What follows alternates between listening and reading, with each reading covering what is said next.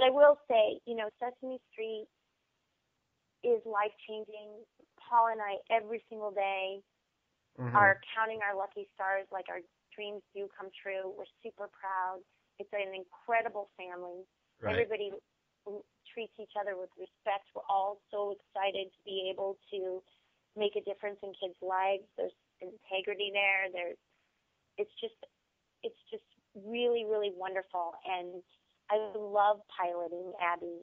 You know, we get to do so much outreach. We have Make-A-Wish kids on set. We do military outreach. We work with kids that are, we deal with issues of hunger, you know. Right. Kevin, you know, I did this character who Lily is, was the World Hunger thing that I did. And another one, Jesse, for dealing with loss, which is really, I don't know if you saw that special, but it was really intense. Yeah, I did. Well, for me, that was huge. Just on a personal note, when I was 11, my brother was killed in a motorcycle accident. He got his wings early. But that was another life-changing moment for me because it changed my family. It changed my dad, you know. My mom and dad were devastated. And for me, you know, I learned early that you only live once a day and that every moment counts.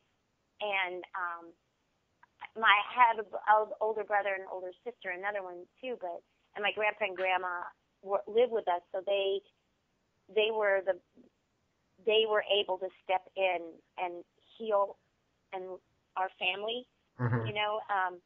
So that was a time when the arts really kind of saved my life in terms that I had a place to go with my feelings.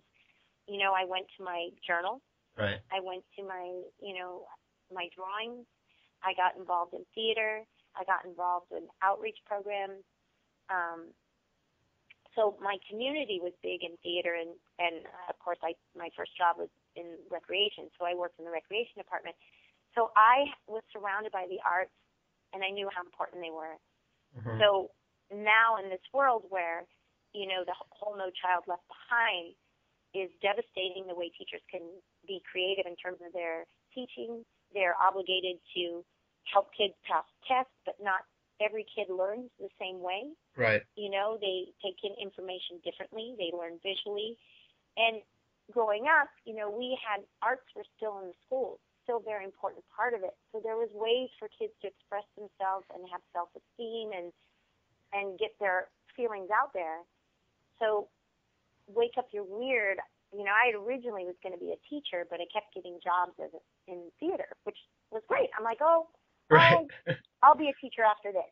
I'm going to be a special ed teacher because I'm an awesome special ed teacher. Or I'm going to teach, you know, I wanted to work with seniors. That was my favorite thing to do, is do intergenerational programs. So ideally, my show, Wake Up You're Weird, is I'm going back to doing what I originally set out to do, which is to use entertainment and education to help heal kids through the arts. So the way my show's set up, the show right now is it deals with bullying and self-esteem issues in a way that it's not necessarily about bullying, except for Lolly gets bullied out of a this is a really long interview. It's okay. I have to break it up. I'm so sorry. No, it's okay. All right. What I will say is that, you know, if you go to Wake Up You're Weird, we're just trying to put stuff on the website that kind of helps people understand. But basically, my goal is to take what I went through growing up and what I learned and be able to share it with kids. So Lolly, at what point we start out in life and we love who we are and we love what we do, and at what point in life something happens to us where we get bullied or somebody says something negative to us, and why do we believe it? Why does our brains take that in and take that as our truth? Right. So basically I wanted to write a story that shows Lolly being happy with who she is. She goes to this dolly circle with her doll that she created with her Granny Dot. And she's told at the dolly circle by this girl that her doll is stupid, ugly, and not good enough. So it's mind, body, spirit, 3 ways that we get attacked in this world. Right. And I really spent a long time, pulling in my education, and the last 4 years I've been workshopping it in different conferences. It was at the Ojai Playwright Conference. I really go into schools and try out the material. It was at the Eugene O'Neill Puppetry Conference, but we worked out some of the puppet issues at the Eugene O'Neill, but Martin Kedling, who's the head dramaturg, head of the literary department, is really mentoring. What the show's really about is giving kids ways to look at their feelings and make decisions, work things out creatively. So Right. Lolly ends up getting hammered. She comes back home like, what's wrong with me? Why am I having these thoughts? What am I going to do? So within the show, Lolly does all these things that gets her thoughts out there. One, she starts the show by singing, Dear Diarrhea, you are a place where all my thoughts can run free, because my brain can get so busy, all this thinking makes me dizzy, and I have to let it out before I scream. Oh, dear diarrhea, where my thoughts keep running like a stream of consciousness. So then it's just like, kids, just get your thoughts out there. And then later she pops into a thought bubble where she rethinks their thinking. So now we're going to help kids rethink their thinking. And then she empties her negative thoughts into a baggage monster. But she realizes if she doesn't deal with those thoughts, they're going to come back later and hurt her. So in the story, the thoughts come back later and attack her brain. And, and she makes up a story. And she tosses out ideas. So I don't want to give it. Wake Up You're Weird is a really twisted Wizard of Oz. People have called me Mary Poppins meets Monty Python, which is the biggest compliment for me. I absolutely love that analogy because that's totally me. Yeah. So that the goal for this show, like in a perfect world, if dreams come true again, I would love that there would be a show on Broadway for families that didn't come from a movie. Yeah. Or a book. Yeah. That was like, look, this is like Carol Burnett for kids. This is a family show. The show is set up. It's a 2-act. The first act it's a show and tell. So the first act is the musical, the show, story about Lolly dealing with being bullied and how she finds her truth and knows how to champion her individuality. And the second act is a tell, where I come out and I tell kids how they can do everything I just did. We talk about the voice, the body, and the imagination, because everything on stage that I do in Act 1 is all things that kids can do. Right. And in Act 2, I tell them how to do it, which is awesome. And it's working because kids said, I've seen the show before, come back to the show with stories and puppets and things that they want to share with Lolly. And yeah, I'm really excited. This one woman, Leslie Brooke, I came home the other night and I opened up this letter and she made me this necklace that says "Wake Up You're Weird" on it. And she said, I have my sons. I won't say that they have their own issues. I won't say what those are. But she says, thank you for championing weird. I'm using my jewelry to raise awareness and to put my kids in camps that are helping them, Wow. So I get a letter I got an email from a mom saying like, look, I had to contact you because my daughter was in the backyard playing with her little girl, her friend, and her friend was saying that what she was doing was stupid, and she said my daughter just turned to her and said, you just don't have your weird on. Oh, that's amazing. So. Wow. So yeah, I want to, like, sometimes I'm exhausted because I'm self-produced. I mean, Sesame Street doesn't shoot year-round, and we're all independent contractors.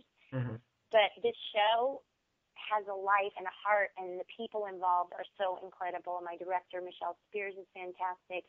Grandpa Choco is helping with the videos and the podcast. My friend Tip Gravel, who you talk to, is signed on board, like, sign me up. I'll help you get the word out there. She just fills in the cracks. And, I have Andy Howe and John DeHaas. I have wonderful musicians. My husband, Paul Rudolph, is helping.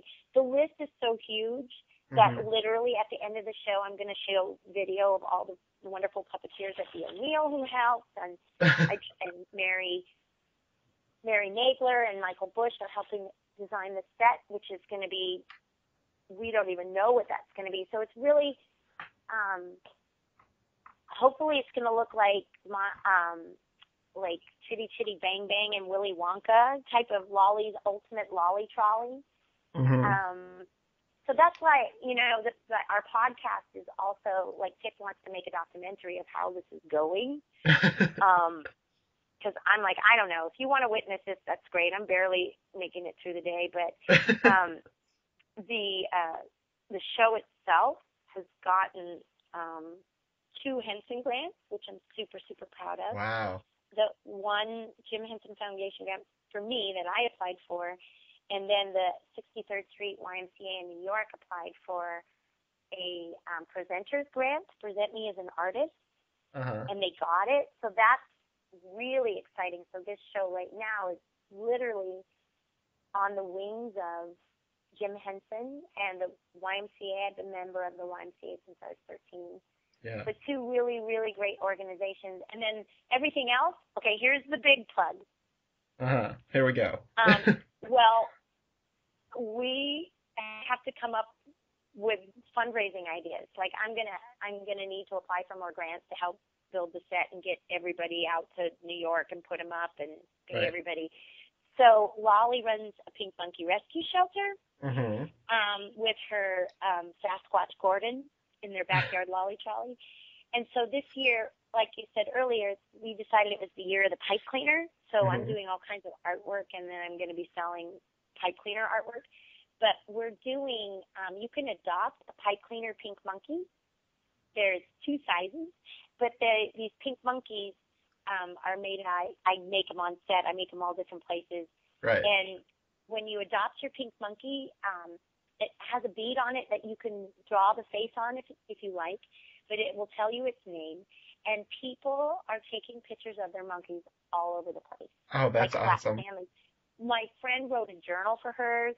My friend Marchand had a whole yoga lesson with his pink monkeys that we're going to podcast. The pictures are extraordinary that are coming in. I just gave 2 to these people from Australia. They're taking their pink monkeys. And the cool thing is that we're really getting across the wake up, you're weird. Right. That message is, I really love the sentiment and the heart and the passion behind it gets better. But when you're talking to a kid who's a cutter or doesn't like who they are or is suffering from different issues, telling them to wait doesn't really help. But if you champion who they are, like, look, you're weird, let's celebrate that. You don't have to wait till it get it better. Let's wake up your weird now and get it out there through art and music and storytelling and pictures and video and all those things. So that's really the force behind Wake Up Your Weird. So when people are getting these monkeys, they're doing weird things with them, which makes me laugh. So that's awesome. And how can people adopt them? What we're going to do is, right now we're in the middle of shooting, so I probably won't be able to come up for air until like the end of February, like February 18th. So probably the end of February, I'm going to do something on Rocket Hub, which, like, if you go to wakeupyourweird.com, we have a podcast. We try to get something out once a week if we can. It's mostly dependent on me. People are like, what are we doing? I'm like, I don't know. I can't breathe. But we have lots of fun stuff. But you can go there and just figure out where the show's playing. Right. We'll probably have information like if you want to support our movement. If you want to write in, you can follow Lolly on Twitter. Yes. Lolly Lardpop. I warn you, some of her Twitters are like this. This is the other one. We sure do have a lot of soup in the wintertime. Grandpa Art got new cotton sweatpants in the mail from his sister in Tacoma. I mean, literally, you're following a 5-year-old. But Lolly did do a theater camp with where she took a dance class from Beyonce's choreographer. Yeah, we're trying to get the film from that. It's pretty fierce. That's amazing. So, well, that. Do you have any questions left? No, I mean, you ran through almost everything I had written down, which is just great. Well, thanks, Ryan. I mean, really, thanks for taking the time to talk to me. Thanks for talking to my husband. Thanks for, discovering